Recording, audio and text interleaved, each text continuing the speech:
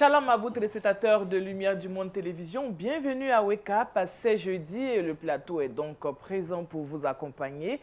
Shalom au bishop Jean-François Komoué qui est des nôtres. Shalom Daniel, shalom également à tous ceux qui nous regardent ce matin. Avec vous on va méditer. Certainement, on aura un passage de la parole de Dieu qui nous fera du bien. Amen. Amen. Amen.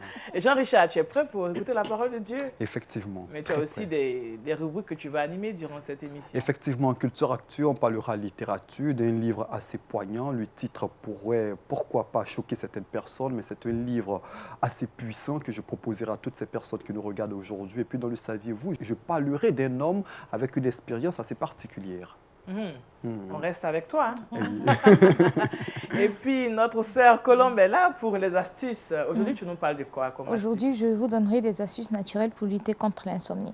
Souvent, après une très longue journée, souvent la fatigue, ça peut être même le stress. Oui. Parfois, on pense trop, on n'arrive pas à dormir en fait.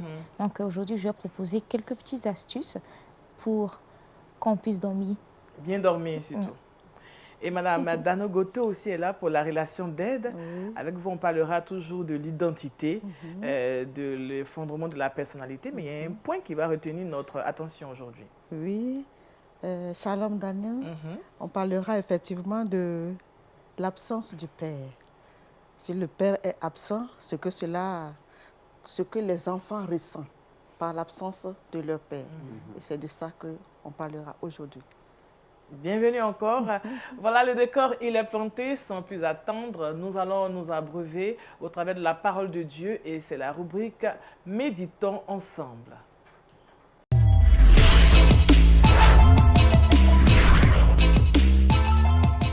Méditons ensemble, nous sommes avec le bishop Komoué Jean-François. Avec lui, nous parlerons du thème « Mais préserver son futur ».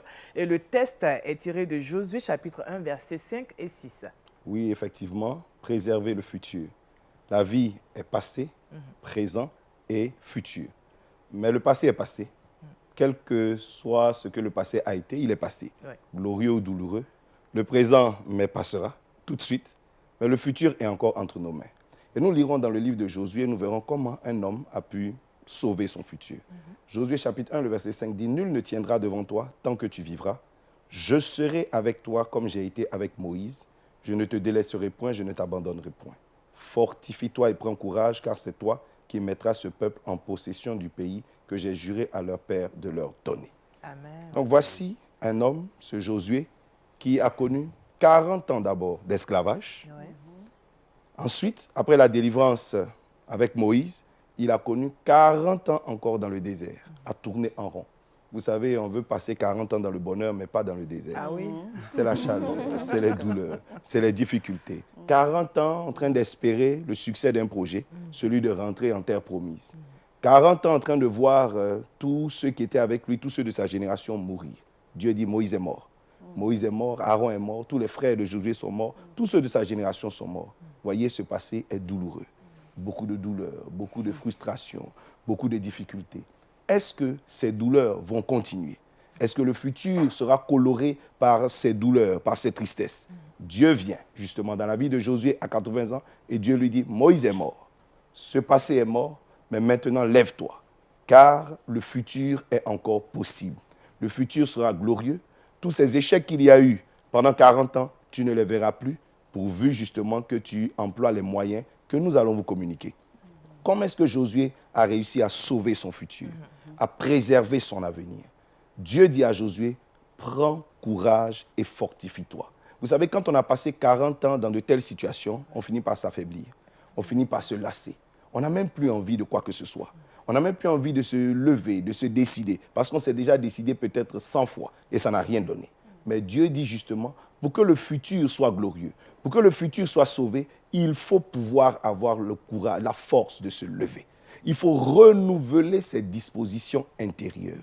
Vous savez, c'est vrai que ces échecs, que toutes ces choses ont certainement affecté votre être intérieur. Ne les laissez pas affecter votre futur. Si vous vous décidez aujourd'hui, si vous vous levez aujourd'hui, vous renouvelez vos bons sentiments, l'avenir sera glorieux. Amen. Toi qui m'écoutes, peut-être que ça fait 7 ans de frustration, 7 ans d'échec. Il y a encore devant toi 50 ans de gloire. Amen. Prends courage, fortifie-toi. Dieu dit, renouvelle tes forces. renouvelle ta capacité à braver l'avenir, à relever tes défis. Tu es fort. C'est peut-être ces situations qui te font croire que tu es faible. Non, tu es encore fort. Rappelez-vous que Jacob, après 14 ans de douleur, de frustration et de pauvreté chez Laban, a réussi en 6 ans à relever la pente. Et même encore là, la Bible dit qu'il s'est battu avec un ange jusqu'à ce que l'ange crie défaite. Tu as encore de la force en toi. Il faut renouveler ses forces. Il faut renouveler ses dispositions. Les années qui arrivent seront bien meilleures.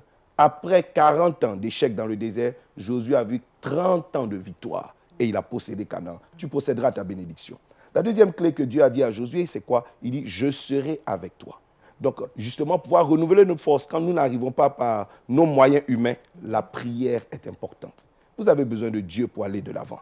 Dieu a dit à Josué, je serai avec toi. Donc, quel que soit ce que tu prendras comme décision, si je ne suis pas avec toi, tu échoueras. Mais je serai avec toi. La prière permettra d'impliquer la main de Dieu dans votre futur.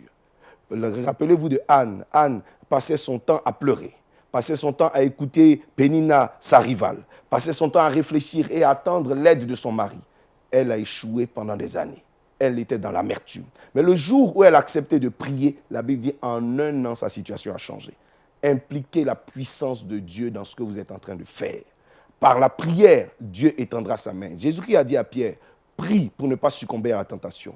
Prie pour que ton avenir ne soit pas entre les mains du diable. Pierre n'a pas prié et c'est le diable qui a contrôlé la situation. Mais Jésus-Christ lui-même, face à la croix, face aux défis, face aux problèmes, face à la méchanceté, la Bible dit il pria jusqu'à 3 fois au jardin de Gethsémani et il a pu contrôler la situation. La prière t'aidera. La troisième clé que je donnerai ce matin se trouve justement dans ce livre de Josué où Dieu dit à Josué, médite. L'instruction permet à quelqu'un d'avancer. Il faut pouvoir maîtriser les outils, maîtriser ce avec quoi on veut bâtir son futur. Vous savez, bricoler, être médiocre, ça ne donne pas de bons résultats. Il faut pouvoir maîtriser une situation. Avec quoi est-ce que tu veux bâtir ton futur? Sur quoi est-ce que tu veux t'appuyer pour construire ton avenir? Maîtrise une chose. Dieu a dit à Josué, ne tâtonne pas dans la loi, médite-la, maîtrise-la. Lorsque tu la maîtriseras, tu réussiras en tout ce que tu feras. Votre succès est dû à votre instruction. Beaucoup de gens veulent attaquer l'avenir avec l'ignorance. Aucun ignorant ne réussit. Ésaü était courageux, était fort, mais il était ignorant de la loi. La Bible dit qu'il a échoué. Instruis-toi, maîtrise quelque chose. La quatrième clé que Dieu donne justement à Josué, c'est quoi? C'est l'organisation. Vous savez, quand vous êtes mal organisé dans votre temps, vous êtes mal organisé dans votre travail, vous êtes mal organisé même dans vos choix, vos relations, vous perdez du temps et vous échouez. Moïse, un grand leader, mal organisé, allait échouer. Quand Jéthro l'a rattrapé, vous avez besoin de vous réorganiser. Réorganise ton temps. Peut-être que tu as perdu trop de temps à des choses inutiles. Voilà pourquoi ton passé s'est noyé. D'autres passent leur temps à critiquer ou à répéter des choses qu'ils ont déjà vues. Je connais ces chrétiens qui passent leur temps à discuter sur des sujets déjà connus. Tu as besoin peut-être de lire.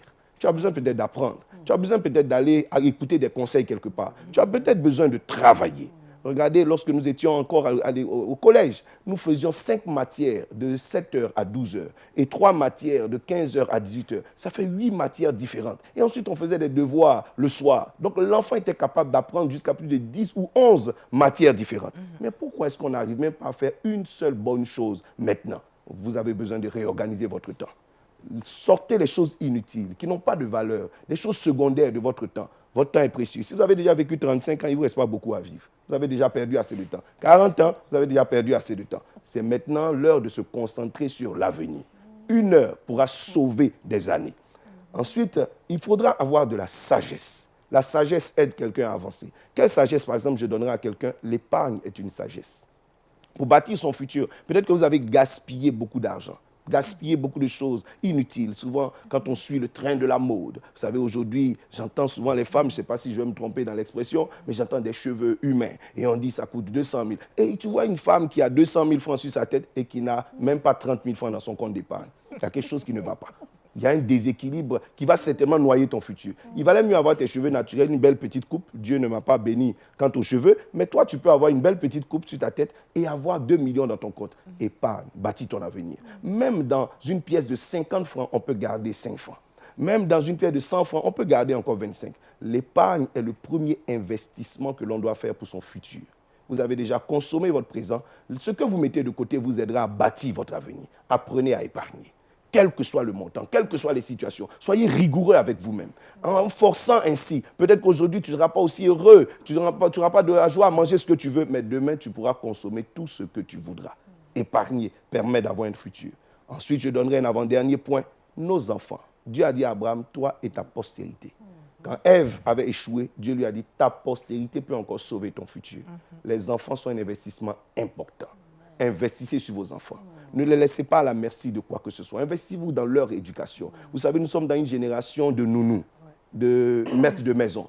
Et très souvent, les parents délaissent leurs enfants entre les mains de ces personnes-là.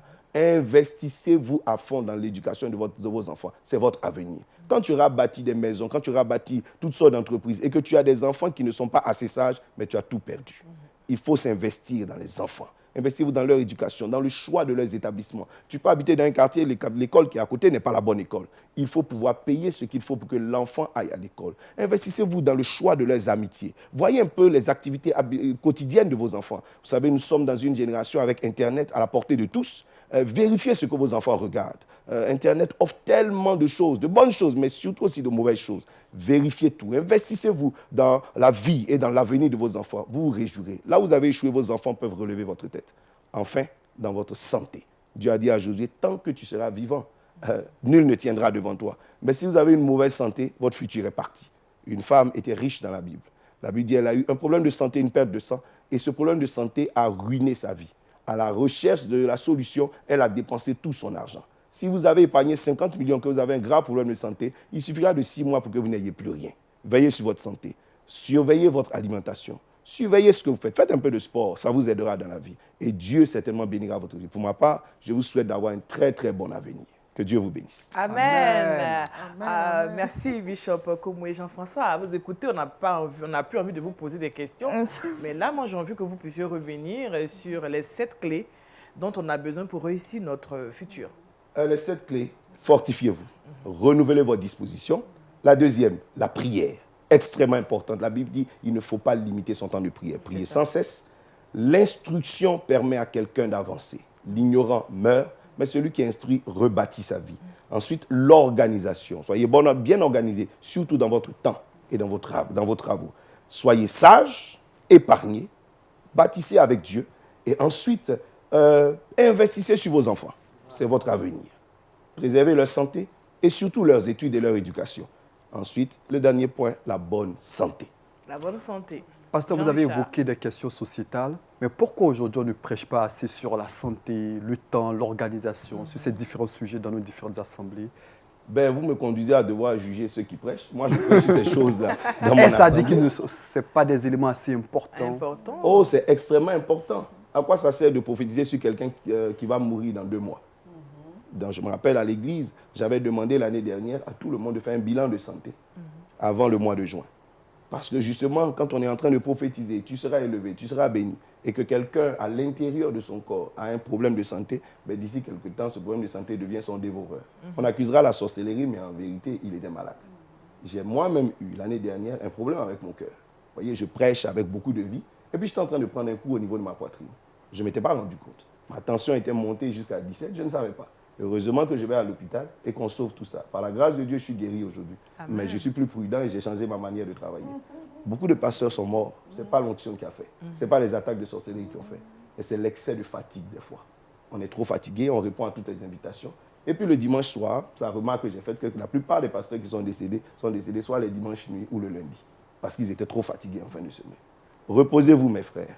Et puis veillez sur votre santé. Amen. Madame Dano? Un dernier point d'investir dans les enfants. Vraiment, ça m'intéresse beaucoup. J'aimerais que parce que vous parlez encore de ça. D'investir plus. Rapidement, oui. Je peux même prendre mon propre exemple. Voilà. Quand j'étais élève, quand je suis rentré en 6e, j'étais très jeune et je ne comprenais pas grand-chose à l'anglais, aux rédactions, etc. Moi, j'avais l'impression que pour une rédaction, il fallait raconter une belle histoire. Donc, j'étais toujours hors sujet. J'avais 7 de moyenne, j'avais 3 en anglais. Et mon père s'est chargé lui-même, durant mes vacances de 6e à 5e, pendant 3 mois, il s'est chargé de me former lui-même. Il ne m'a pas laissé à quelqu'un. Il m'a formé en anglais, il m'a formé, il s'est occupé de moi. Quand je suis retourné en classe de 5e et que j'ai salué mon professeur d'anglais, Il m'a demandé si j'avais fait Londres. J'ai dit, je suis allé bien plus qu'à Accra. Parce que pendant les vacances, mon père s'est occupé de moi. Et je suis resté bien, un bon élève. Ouais. En troisième, moi qui avais 7 de moyenne en français, en troisième, j'ai participé au concours national en français. Donc vos enfants sont souvent meilleurs que vous ne l'imaginez. C'est parce que vous ne prenez pas soin d'eux. Si Dieu aujourd'hui a un fils qui est Seigneur, c'est parce qu'il s'est occupé de lui. C'était l'avenir du Père. Amen. Le Père avait fait la création, mais c'est le Fils qui garantissait l'avenir de la création. Investissez-vous dans vos enfants.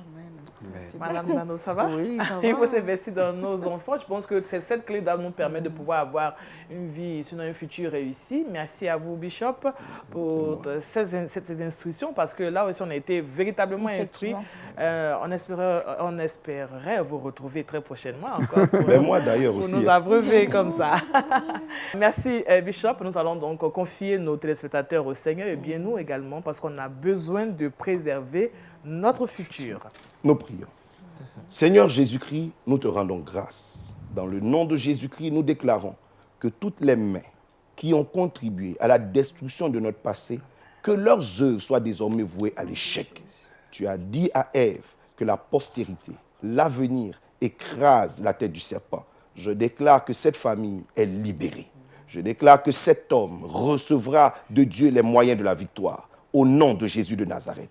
Père, je bénis ton saint nom de ce que chacun d'entre nous verra un avenir glorieux. La gloire de la seconde maison, de la seconde famille, de la seconde activité sera bien plus grande que la première. Au nom de Jésus-Christ, nous avons prié. Amen. Amen. Nous devons préserver notre futur. Nous avons eu les 7 clés pour y arriver.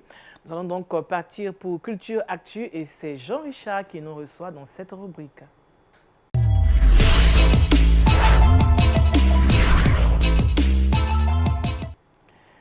Jean-Richard, tu décides de nous parler de littérature aujourd'hui. Effectivement, aujourd'hui, j'ai décidé de présenter un ouvrage. C'est un ouvrage avec un titre à polémique qui a suscité beaucoup d'interrogations. Le titre est poignant, le titre est bouleversant, mais édifiant. Mais quel est cet ouvrage? Vous l'apercevez sur vos différents écrans. Bible et sexualité.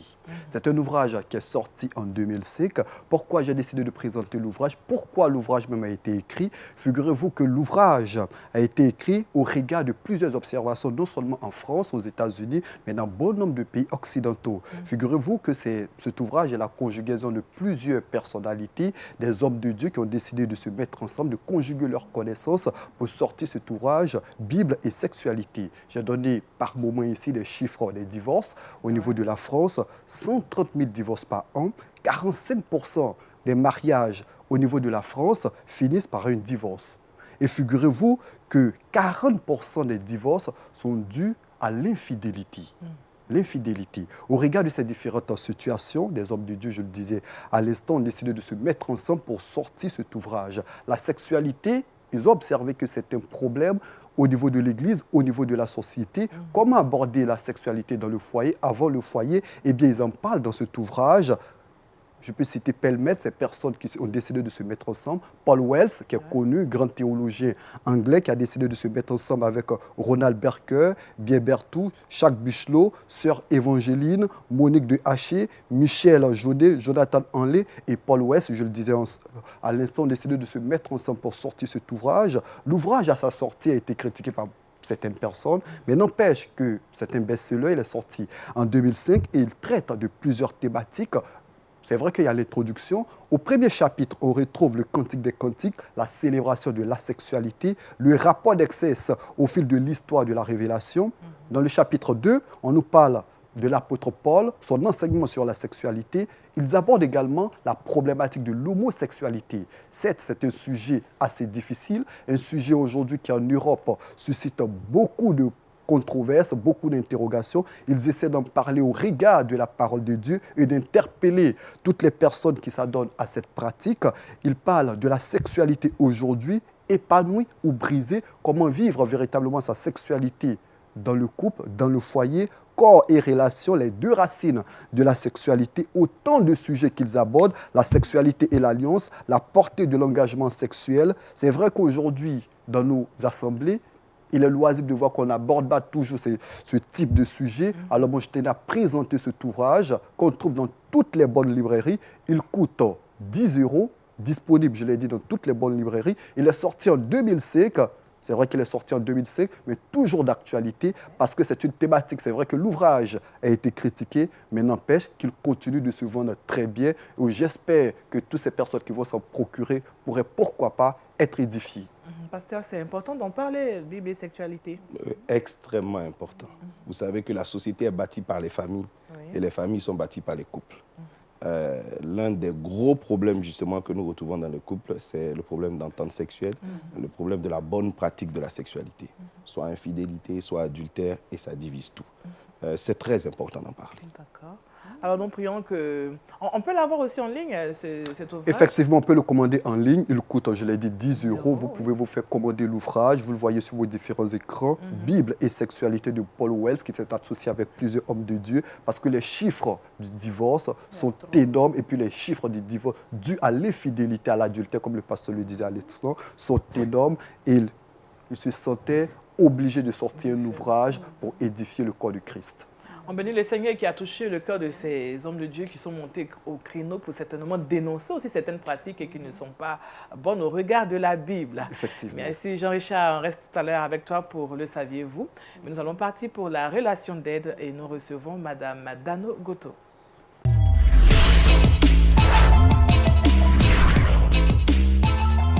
Alors, Madame Dano, avec vous, nous allons parler de l'absence du père dans la maison, dans le foyer, à tous les niveaux, parce que ça pose un véritable problème en ce qui concerne l'enfant. Oui.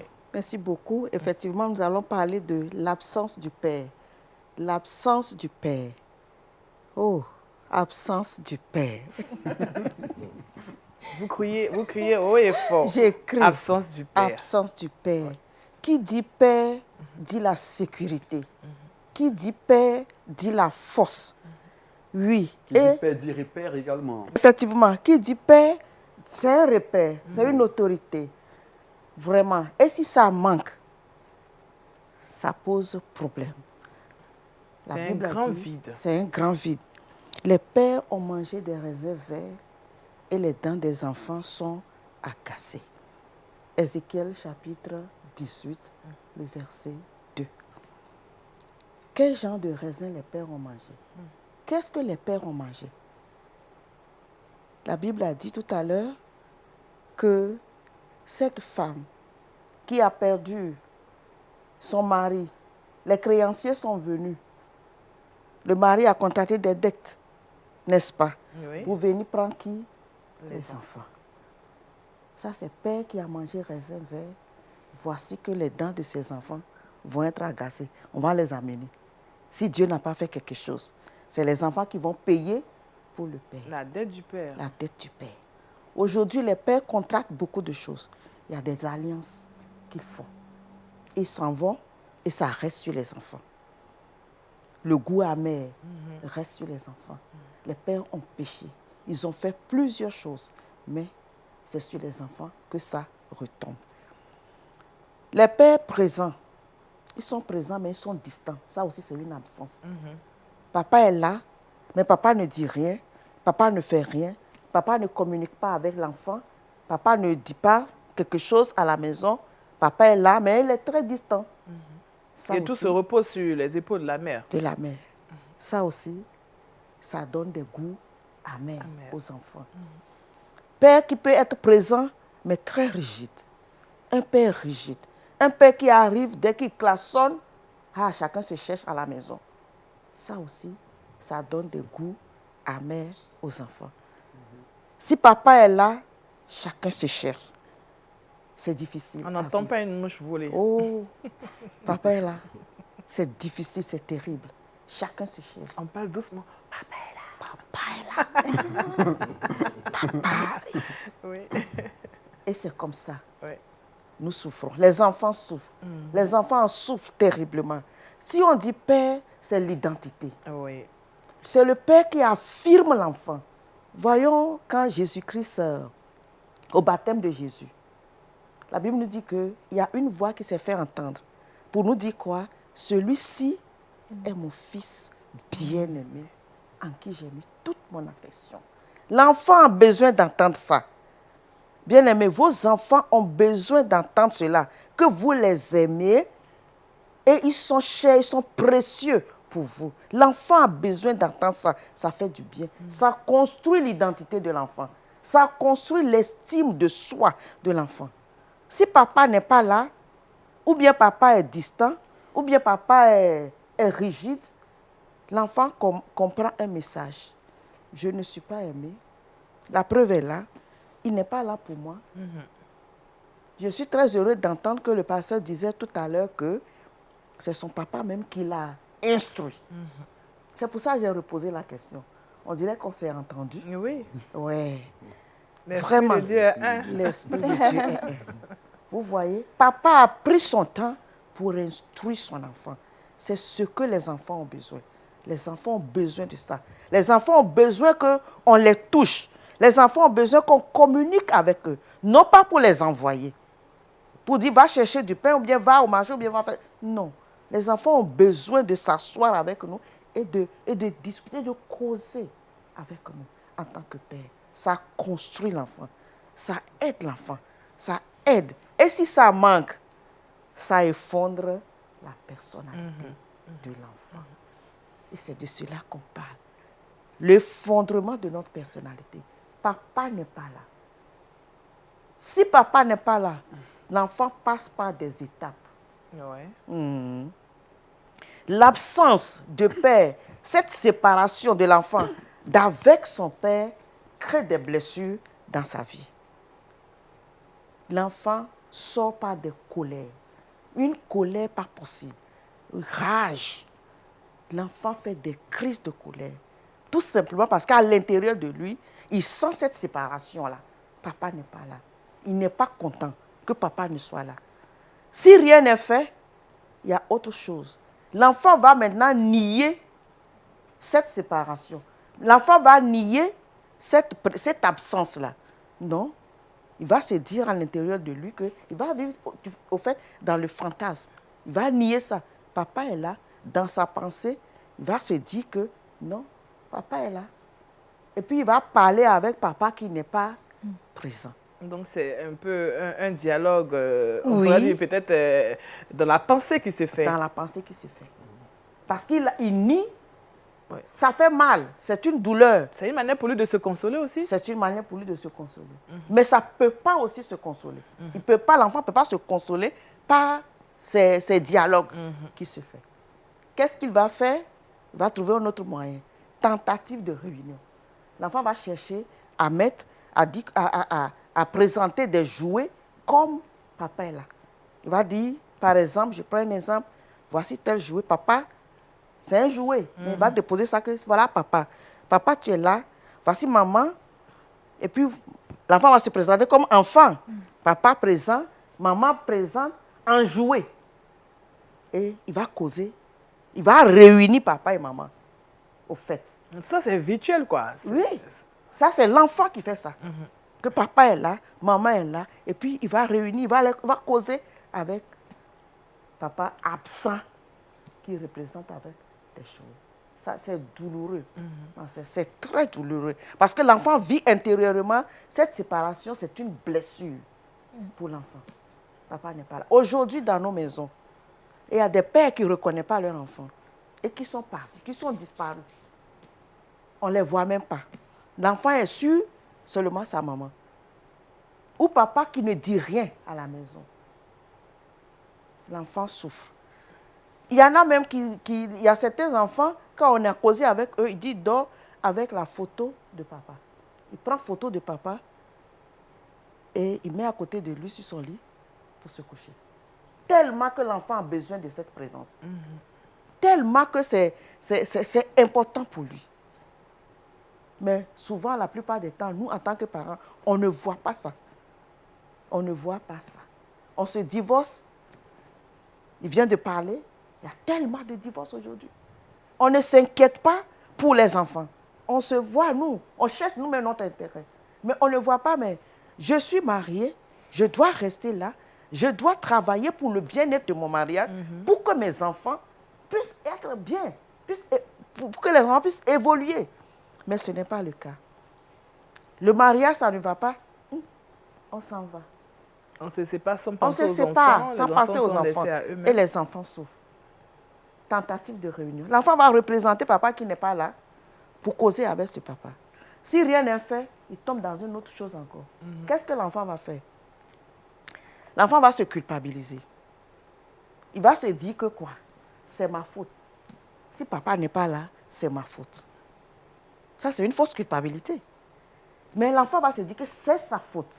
Papa absent à la maison, c'est sa faute. Et qu'est-ce que l'enfant va faire? Il va faire des choses terribles pour exiger des corrections.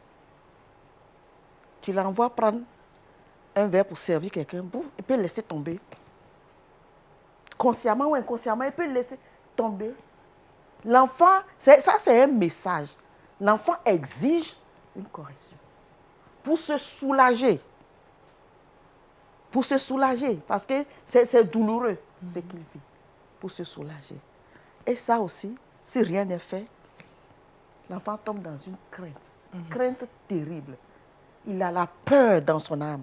La peur terrible de perdre celle qui est là, la maman qui est là. Ça, ce sont des symptômes de l'enfance. Il y a aussi des symptômes dans l'âge adulte qu'on verra plus tard. L'enfant va s'accrocher à sa mère. Maman, tu vas où? Maman, tu sors encore? Maman, tu vas où? Maman, il y a quoi? Maman! À la maison. Maman! À la maison.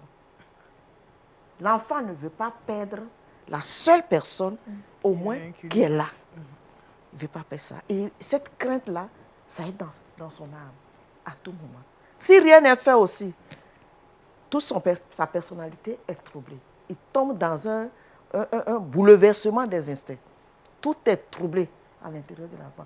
On voit aujourd'hui des enfants qui ont dépassé un certain âge, mais qui font encore des pipi au lit.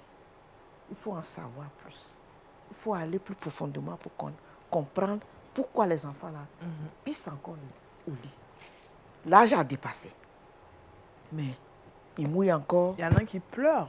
J'ai rencontré une dame comme ça qui, pour rien, commence à pleurer. Oui. Et quand on a poussé plus loin les réflexions, c'est rendu, c'est parce qu'elle n'avait pas de père. Enfin, son père l'avait abandonnée depuis toute petite.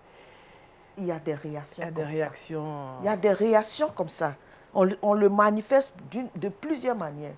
Oui. Bouleversement des instincts aussi peut agir sur l'enfant. Arrivé à un certain âge, l'enfant mange. Il mange, il mange. Il mange, il mange et il mange. Et l'obésité s'installe. C'est ça, l'obésité s'installe. Tu vois, il a 13 ans, 14 ans, mais il a dépassé son poids normal.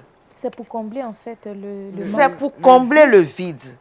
L'absence, c'est pour combler cela. Mais ça ne comble pas. C'est papa qui doit être là. Donc l'enfant cherche plus ou moins des solutions. Pour lui qui sont intéressantes. Qui va l'aider parce que c'est une douleur. Quand l'enfant arrive à ce niveau que c'est ma faute si papa n'est pas là, vous voyez, c'est difficile. Oui. Ça souffre. L'enfant souffre intérieurement. Il souffre. J'ai une amie aussi qui s'est donnée à la drogue en fait avant de donner sa vie à Christ. Et maintenant qu'elle est chrétienne, elle dit... Quand elle a donné sa vie à Christ, Dieu lui a dit, en fait, je suis ton père et que je remplace celui que tu as perdu et tout. Donc, c'est là qu'elle a commencé à avoir le réconfort. Elle a arrêté maintenant de blâmer les gens et tout. Merci beaucoup.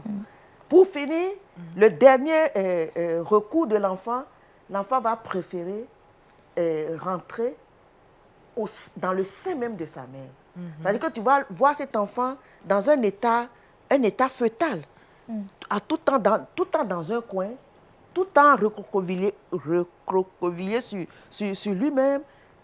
C'est pour dire que là-bas est mieux. Dans le ventre, là, au moins, il y a une sécurité qui est là. Je suis attachée, je suis accrochée, au moins, à quelqu'un. Comment il faut sortir de cet état-là? Justement, comment rattraper un enfant aussi? Comment rattraper cet enfant? Parce que ce n'est pas seulement le père absent. Il y a le père qui décède aussi. Ça aussi, c'est une absence. Oui. Papa n'est pas là, c'est une absence aussi. L'enfant, comme solution, on a besoin de causer avec l'enfant. On a besoin de les faire asseoir. Nos enfants ne sont pas nos ennemis. S'il y a un problème entre papa et maman, mettons nos enfants en dehors de cette situation. Causons avec l'enfant. Ayons du temps de communication avec l'enfant. Si papa n'est pas là, il y a des hommes de Dieu qui peuvent affirmer les enfants. Il y a des anciens. Vous voyez, comme je le disais, c'est un travail vraiment très colossal. Il faut que ces enfants-là soient affirmés. Et il faut confier ces enfants à qui de droit? À un Père, notre Père céleste, qui nous aime tant, qui peut combler tout ce vide-là dont l'enfant souffre.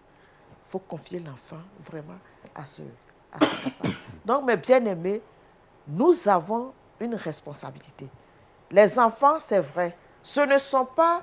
Nous leur avons passé la vie. Oui. Mais ils ne sont pas pour nous. Ils ont un Père. Et le Père, leur Père, c'est le Père céleste. Essayons de les amener vers ce Père-là. Il saura les combler. Il saura les affirmer. Il saura leur donner la sécurité dont ils ont besoin. Que le Seigneur vous bénisse. Amen. Alors, le bishop est là. Est-ce que, bishop, vous avez, dans l'exercice de votre fonction d'homme de Dieu, vous avez certainement rencontré ce genre de cas? Je ne parlerai de personne d'autre que de moi-même. Ouais. Parce que, justement, vous savez, nous sommes tellement sollicités, culte, prédication à gauche, à droite, que nous sommes tout le temps partis, voyage. Et je me rappelle qu'un jour, justement, je rentrais d'une croisade et je devais repartir à une autre veillée.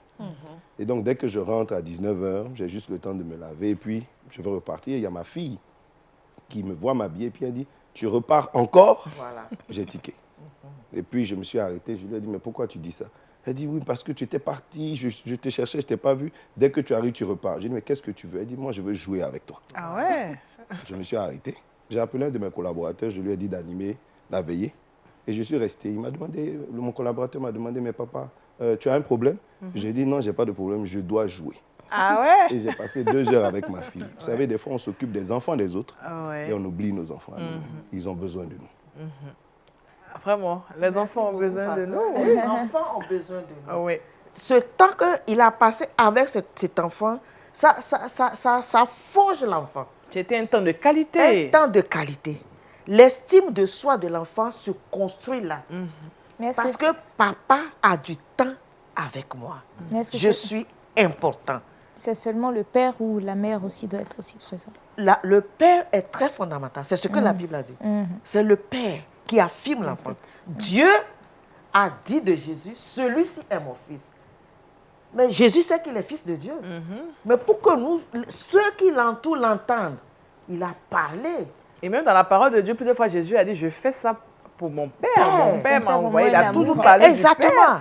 Vous voyez? Donc, l'enfant a besoin d'entendre que nous les aimons. Ils sont importants pour nous. Ils ont besoin d'entendre ça. Ouais. Ça leur fait du bien.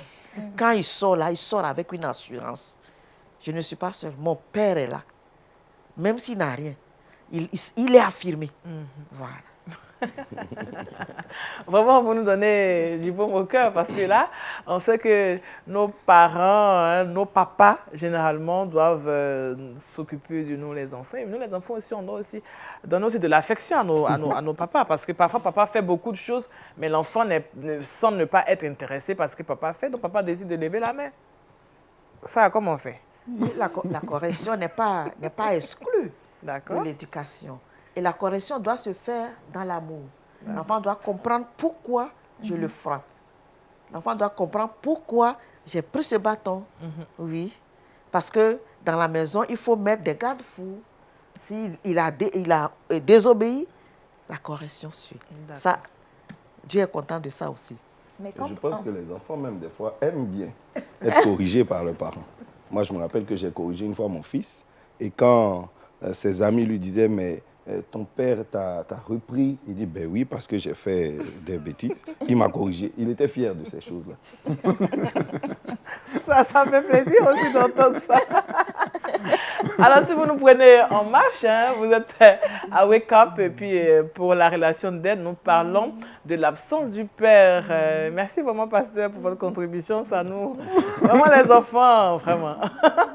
Dans tous les cas, on en a besoin. Le père a besoin de ses enfants et les enfants ont également besoin du père pour avoir une vie équilibrée. Merci à vous. Et nous sommes toujours ensemble. Cette fois, nous allons passer au Trickbox, retrouver Colombe qui a des astuces afin d'embellir notre quotidien.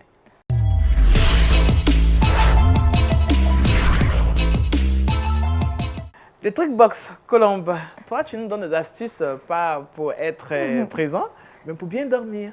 Effectivement, merci Daniel. Donc aujourd'hui, je propose des astuces pour lutter contre l'insomnie. Après une longue journée de fatigue, on a forcément envie de dormir, on a envie de se reposer. Donc voilà, la première astuce déjà, il faut avoir de la lavande. En fait, la lavande est une herbe qui est assez polyvalente, mais l'une de ses vertus, c'est qu'elle lutte en fait contre le stress. D'accord. Donc c'est une huile, mais en fait qui se vaporise un peu. Donc on peut même passer la lavande sur les draps ou carrément sur les têtes d'oreiller. Ou on peut même avoir un sachet de lavande qu'on laisse carrément dans la chambre et l'odeur va se propager. Ça facilite le sommeil. Ça va apaiser les Ça va, esprits. voilà, effectivement.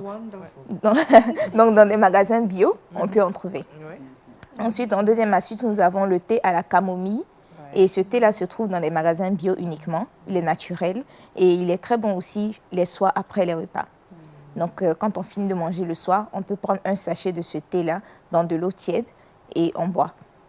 Après, ce sera facile en fait de s'endormir aussi. Oui, Donc, c'est chaque soir, après le repas, on prend le thé de camomille.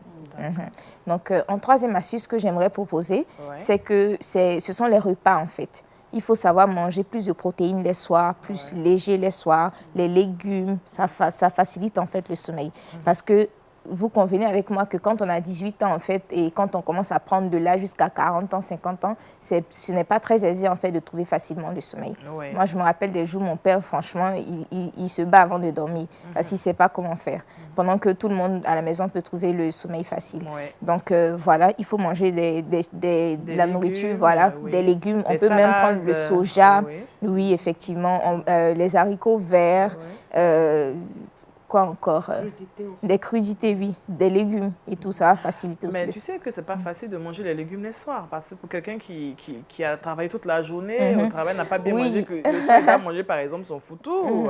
Non, il serait mieux de prendre le thé à la camomille pour pouvoir se régler. Vraiment. Donc après un lourd repas, prendre le thé, ce n'est pas une mauvaise idée. Mais en tout cas, ce qui est mieux, c'est de manger léger les soirs. C'est ce qui est meilleur. D'accord, ça nous aide vraiment à bien dormir. Voilà. On peut rappeler les astuces? Bien sûr. Première astuce, on va utiliser la lavande.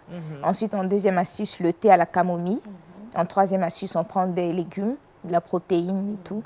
Et voilà, ça va faciliter le sommeil. Ah oui, on en a besoin, surtout la lavande, parce que, pasteur, vous êtes d'accord avec moi, quand vous très partez bonne prêcher, vous partez, vous faites de grandes rencontres, que vous rentrez, souvent, quand il on faut est trop bien avoir une bonne odeur pour vous apaiser, pour vous... Oui, pour oublier en plus tous les problèmes comme vous expliquez dans la journée. Ah oui, c'est tout ça fait aussi du monde. C'est ça. Vraiment. Donc sur les draps, sur les têtes d'oreiller, on peut même passer, c'est en fait l'huile. Et puis bon, ben, ça y est déjà sur le lit. Donc quand on se couche, ça facilite. D'accord. Merci Colombe. Avec toi, on apprend beaucoup. Voilà, on va utiliser nos astuces pour embellir notre journée, mais on a aussi besoin d'en savoir davantage concernant la vie. Et Jean-Richard est encore là pour Le Saviez-vous?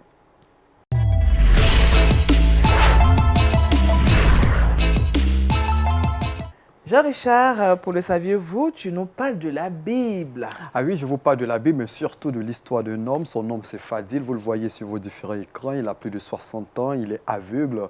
Il est originaire de l'Irak, mais il vit aujourd'hui en Jordanie. Et grâce à une organisation, cet homme que vous apercevez, Fadil, a décidé de donner sa vie à Jésus-Christ. L'organisation a pendant Leading the Way. Quelle est la particularité de cette organisation? Eh bien, elle évangélise dans cette région assez difficile du monde, mais elle a une particularité, c'est qu'elle offre des Bibles audio à certaines personnes.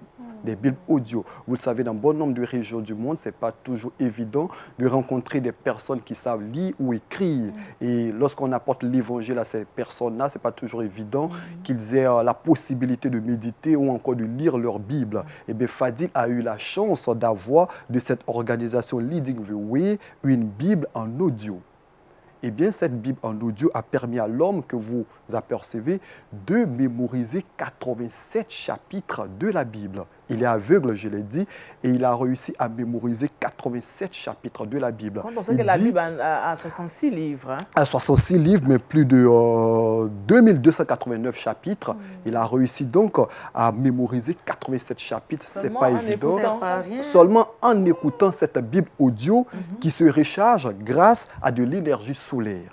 Ah oui, c'est une situation assez intéressante et cette organisation continue. Bonamala a donné des Bibles audio à ces différentes personnes à travers le monde. C'est le lieu de saluer ces organisations qui s'évertuent à apporter l'évangile à certaines personnes qui ont des difficultés à lire. Et c'est l'exemple de Fadil que je tenais à présenter avec une Bible audio. Il a réussi non seulement à méditer sa parole, la parole de notre Seigneur chaque jour. Il ne connaissait pas Christ avec cette Bible audio. Déjà, c'était une attraction, cette Bible audio, vu qu'il était dans une région assez reculée, il était réfugié. Il est venu d'un pays, l'Irak, qui connaît une situation assez difficile, nous le savons un peu tous. Il vit en Jordanie et là, cette organisation-là lui rend visite, lui propose une Bible audio et là, il s'attache à cette Bible audio et chaque jour, il écoute la parole de Dieu. Aujourd'hui, c'est 87 chapitres de la Bible qu'il réussit à réciter.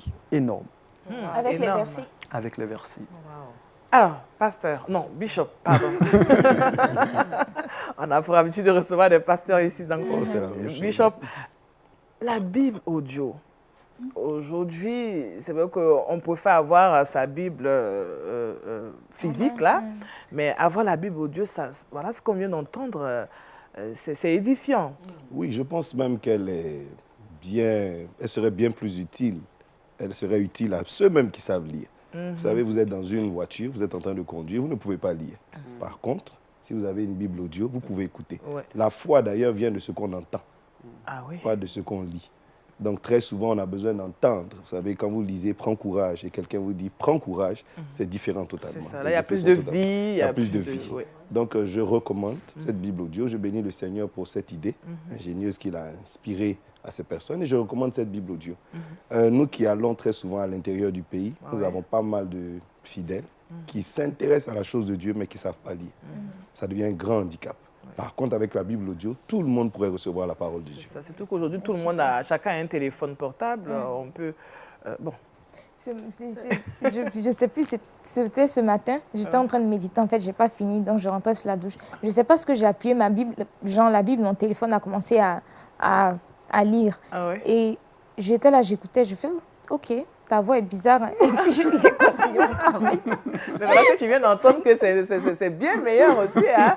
C'est intéressant d'avoir une Bible audio. J'étais surprise en fait d'entendre la voix de la dame. J'ai dit « Ok, d'accord. » Je ne savais pas qu'il y avait cette option. Ah oui, c'est vraiment original. Il y a une de nos formations pour travailler sur la Bible. Il faut lire les livres à haute voix et d'un trait pour pouvoir faire les sessions à haute voix. Comme ça, tu lis et puis tu t'entends. Ça fait du bien. Ça, c'est une bonne chose. Alors, Jean-Richard, tu vas nous chercher une Bible audio parce que... Ah oui, c'est difficile de le trouver sur nos tropiques. On espère que cette organisation Leading the Way va pourquoi pas s'attaquer à l'Afrique. C'est vrai qu'elle opère dans cette région du monde, en Orient, en Jordanie, en Irak. On espère pourquoi pas l'Afrique où il y a beaucoup de personnes également qui auraient besoin de cette Bible audio. Là. Je pense que ça ferait beaucoup de bien à un bon nombre de personnes. Vraiment. Nous prions que ça se passe très bien. Alors, Colombe aussi, il y a quelque chose à nous servir. Hein, le verset boussole, ça sera la version audio ou bien la version... Alors, il est issu du livre de Jean, chapitre 11, verset 40, qui dit « Ne t'ai-je pas dit que si tu crois, tu verras la gloire de Dieu ?» On peut reprendre? Bien sûr. Jean 11, 40, « Ne t'ai-je pas dit que si tu crois, tu verras la gloire de Dieu ?» Ne t'ai-je pas dit que si tu crois, tu verras la gloire de Dieu? Surtout qu'avec le Bishop, on a eu les 7 clés pour réussir sa vie future. Bishop, avant de nous séparer, est-ce que vous pouvez revenir sur ces 7 clés? Parce que moi, ça m'intéresse, mais je sais que ça intéresse un bon nombre de téléspectateurs en train de nous regarder. Prends courage et fortifie-toi. Renouvelle la force que tu as en toi-même et réussis. Ensuite, la prière est la meilleure des armes, car la prière implique Dieu dans notre vie. Troisième chose, l'instruction. Médite, instruis-toi, maîtrise l'élément, la matière, ce avec quoi tu veux construire ton avenir. L'organisation. Organise ton temps, organise ton travail, organise tout. Et tu pourras profiter de tout ce que Dieu te donne comme ressources. La sagesse nous conduit des fois à épargner et à rechercher des conseillers. Avec la sagesse, on bâtit solide. La postérité, nos enfants, voilà notre plus grand investissement. Quand vous n'êtes plus rien, vous vous retrouvez en vos enfants. Vos enfants deviendront des rois quand vous êtes des bergers. La bonne santé, enfin, pour vous permettre d'aller loin. Ne mangez pas trop gras le soir. Buvez le thé à la camomille, ça vous aidera. Voilà que tout se concorde là. Alors, merci Bishop Jean-François Komoué d'être passé pour nous entretenir parce que chacun de nous a appris quand même quelque chose avec vous. Merci. Comme je l'ai dit, on espère vous retrouver très prochainement encore. D'accord. Merci bien. Et moment pour les enfants, hein. Maintenant, on m'a dit Madame Dano Goto, Olga, qui était là pour nous parler de cette chose qu'on ignore, l'absence du père qui apporte beaucoup à l'enfant. Merci. Et puis, Colombe, pour les astuces, comment bien dormir? Bon, il faut rappeler ce que tu as dit. D'accord, comme première j'ai envie qu'on rappelle parce que c'est de bonnes choses qu'on a apprises aujourd'hui. Ok, comme première astuce, nous avons la lavande. Oui. En deuxième astuce, nous avons le thé à la camomille. Oui. En troisième astuce, on doit juste manger les protéines, comme a les dit légumes. Le Bishop, voilà, manger léger, de sa santé, c'est ça. Et puis Jean-Richard, Culture Actu. Et le saviez-vous? Et le saviez-vous? Avec cet homme qui a écouté la Bible de Dieu, qui a retenu combien de chapitres? 87 chapitres de la Bible. Ça, c'est très beau. Voilà, chers téléspectateurs, nous également, on a été très heureux de vous accompagner durant ce laps de temps. On espère que vous avez pu noter beaucoup de choses et que votre journée va bien se dérouler. C'est notre souhait. Restez scotchés sur Lumière du Monde Télévision et puis on se dira à bientôt pour d'autres belles choses encore. Que Dieu vous bénisse. Au revoir.